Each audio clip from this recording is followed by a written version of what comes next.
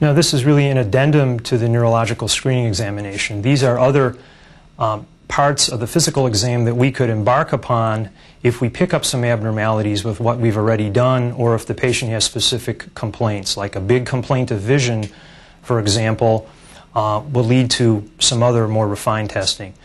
If the patient complains of trouble with their sense of smell or their sense of taste, both of which are interrelated, then we would want to more specifically test for that at the bedside. So to test for smell, for example, things that could be available in the office would be perhaps some coffee grounds or a bar of soap, and we could test one nostril at a time with their eyes closed to see if they can identify this common smell. So that's what we're going to do. I won't give you anything too noxious. And if you can close your eyes for me. Okay. And could you just put your finger here to cover that one nostril? Okay. And I'm just have you to take a whiff here without looking. Can you guess what that is that you're smelling? Coffee. Okay. So that's the right nostril. And keep your eyes closed and cover your right nostril. Now we're going to test your left. And could you take a whiff there? Tell me what that is. Soap. Okay. So olfaction tests out pretty well then. If we want to test taste, what I would do is make up a solution, perhaps with salt or sugar for a salty or sweet solution. And I'm going to put this solution on your tongue with this cotton tip, and I want you to tell me what it tastes like to you. You can close your eyes again. Stick your tongue out for me. Okay. And then we would drape it, coat it, paint it on the tongue, one side at a time, and have them identify whether it's salty or sweet. Okay, you can open your eyes. We talked about if there was an abnormality in the history about vision, or if we were picking up some abnormalities on the screening visual field. So it'd be there, at that point, a good idea to check for visual acuity. If you have a Snellen chart on the wall, or lacking that, if you have a pocket screener that has a mini Snellen chart, this is what we'll use right here. And they should be wearing their reading glasses, especially when we're checking a card this close.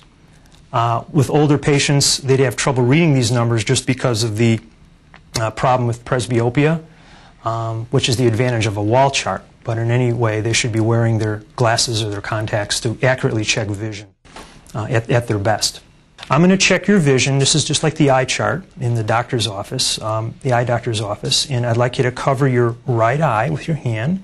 So she's going to use her palm so she's not peeking through her fingers. We're going to look at your left eye. And how about if we turn a little this way? And I'm going to have you hold this card about 12, 14 inches away where you could comfortably read those numbers for me. And then I could have the patient read the lines. I could walk her through to get down to the smallest line of numbers that she can read out loud for me. Okay, could you read this line over here out loud? 937826. Okay, so for example, that would be the 20/25 line of vision. If that's the best she could do, that would be what I'd record for acuity. Could you put your hand down? Could you cover your left eye with your palm? And then again, hold this with your hand.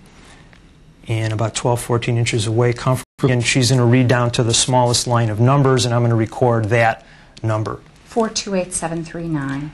Okay. Can you go any further than that? That's the bottommost one. Line. Okay.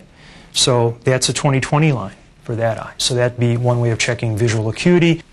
Now, if there's a visual complaint or something we pick up with the screening exam, we want to more thoroughly, carefully check out visual fields one eye at a time.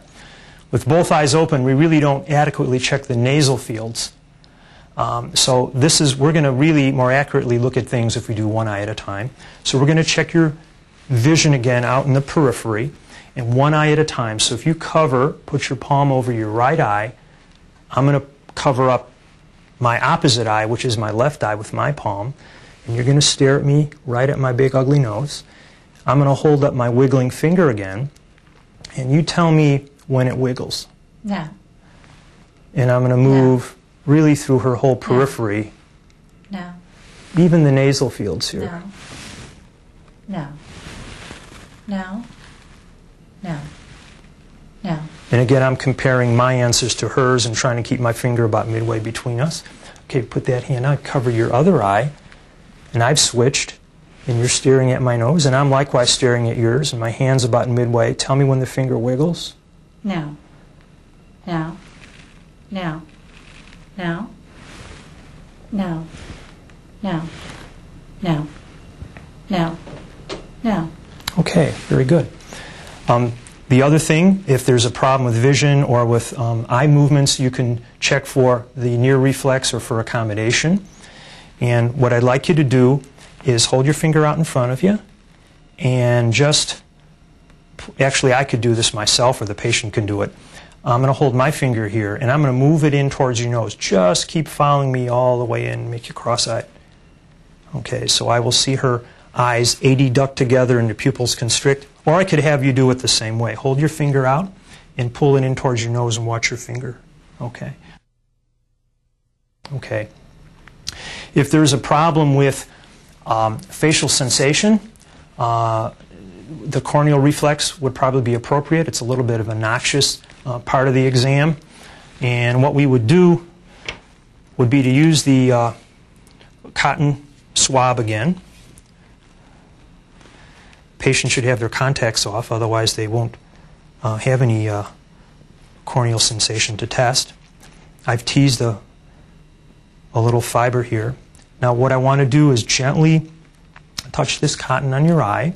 It's a little obnoxious. I want you to look to the left there. And, okay, as I touch it, she blinks bilaterally. That's normal. Now, could you look toward me?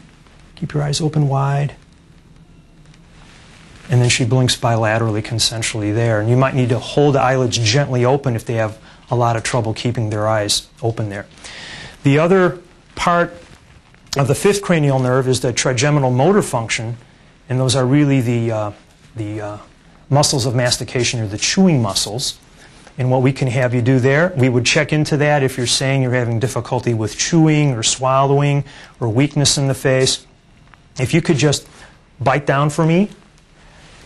And if I palpate here, can you relax and bite down one more time? I could feel her masseter muscles contract.